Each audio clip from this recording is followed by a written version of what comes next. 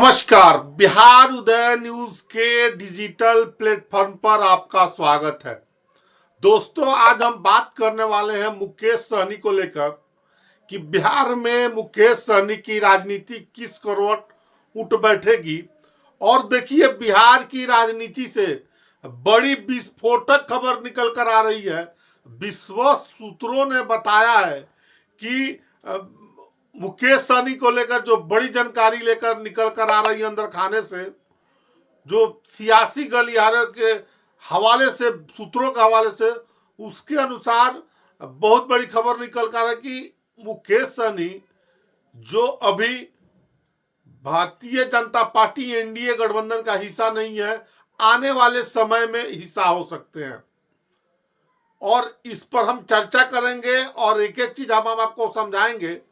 उससे पहले आगे बढ़े, एक प्यारा सा रिक्वेस्ट की आपसे करवड़ आग्रह है कि अगर आप चैनल पर नए हैं तो चैनल को सब्सक्राइब कर दीजिए, बेल आइकन दबा दीजिए, जिससे आपको आगे की जानकारी मिलता रहे।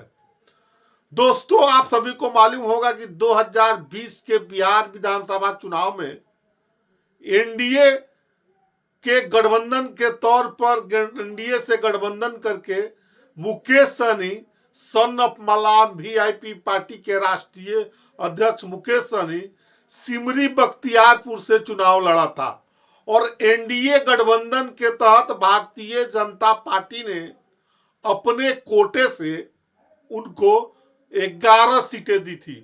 उस 11 सीटों में से 4 सीट जीतने में वीआईपी के कैंडिडेट सफल रहे थे। और आपको बताते चले कि एनडीए के ही बीजेपी के उम्मीदवार साहेबगंज से राजू सिंह जीते, तमाम चुनाव जीते, रामप्रीत पासवान बोचहा से जीते, बहुत उनके 4 कैंडिडेट जीते। और बाद में चारों विधायक टूटकर एनडीए गठबंधन में चले गए।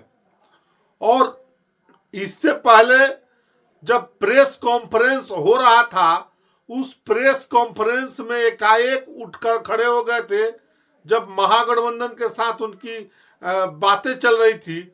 और अपने पीठ में, अपने समाज के पीठ में खंजर घोंपने का आरोप भी लगाया था। और उसके बाद भारतीय जनता पार्टी एनडीए ने उनको गले लगाया, जैसे कि मैंने इसी वीडियो में आपको बताया कि मुकेश सहनी को 11 गठबंधन में सीटें मिले, 4 सीटें जीतने में कामयाब रहे। अब जो मुकेश सहनी अभी आप देख रहे होंगे कि मुकेश सहनी अभी तेजस्वी यादव के साथ हैं। और आपको बताते चले, मुकेश सहनी के बारे में कहा जाता है कि वो किस गठबंधन में रहेंगे, कुछ नहीं कहा जा सकता है। हालांकि जो हमारे सूत्रों के हवाले से जो हमको खबर निकल कर आ रही है अंदर खाने से, पॉलिटिकल एक्सपर्ट बता रहे हैं, सूत्रों के हवाले से विस्फोटक खबर निकल कर आ रही है, उसके अनुसार 10 से 15 दिनों के अंदर में मुकेश सहनी वीआईपी पार्टी के सर्वे सर्वा एनडीए गठबंधन में शामिल हो सकते हैं।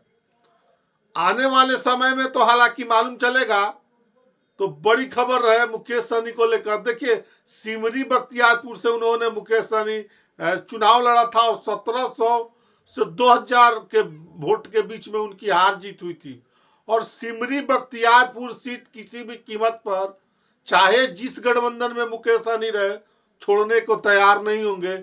और साथ साथ एक और खबर निकल कर आ रही है कि उनके भाई भी इस बार, जो संतोष सहनी है, वो चुनाव लड़ सकते हैं वीआईपी पार्टी के सिंबल पर, चाहे गठबंधन जो हो।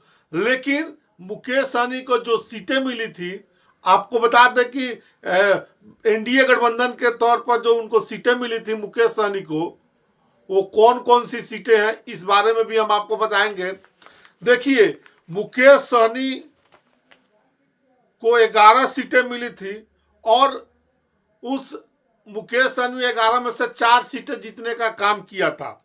देखिए, 11 सीटें वो थी।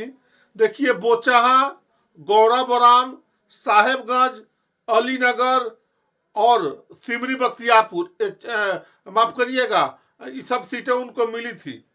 और आपको बताते चले कि जो उस समय उनके विधायक जीत कर आए थे बोचहा से, गौरवराम, साहेबगंज और अलीनगर और बेनीपुर से। तो देखने वाली बात होगी कि इन सीटों पर किस गठबंधन से उनकी बात बनेगी। हालांकि जो अंदर खाने से खबर निकल कर आ रही है उसके अनुसार मुकेश सहनी को 7 से 8 सीटें आरजेडी अपने कोटे से दे सकती है, क्योंकि आरजेडी 150 से कम सीटों पर चुनाव लड़ना नहीं चाहती है। अब आपको बता दें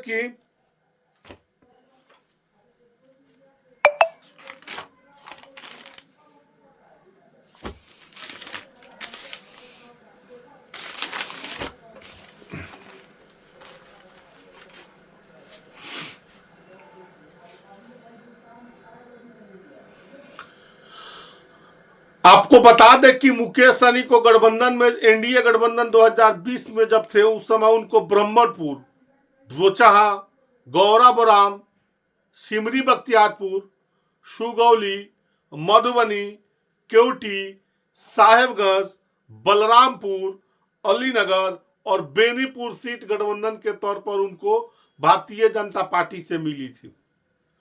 अब मुकेश सहनी को बार बार याद दिलाया जा रहा है कि अगर आप एनडीए गठबंधन में रहते तो आप सेंट्रल में मिनिस्टर रहते। हालांकि गाहे बगाए अपने रैलियों में, अपने प्रेस कॉन्फ्रेंस में भी 10 से 15 दिनों में एनडीए गठबंधन में शामिल हो सकते हैं और तमाम तरह के बातें मुकेश सहनी के पार्टी के बारे में हमने बताया है।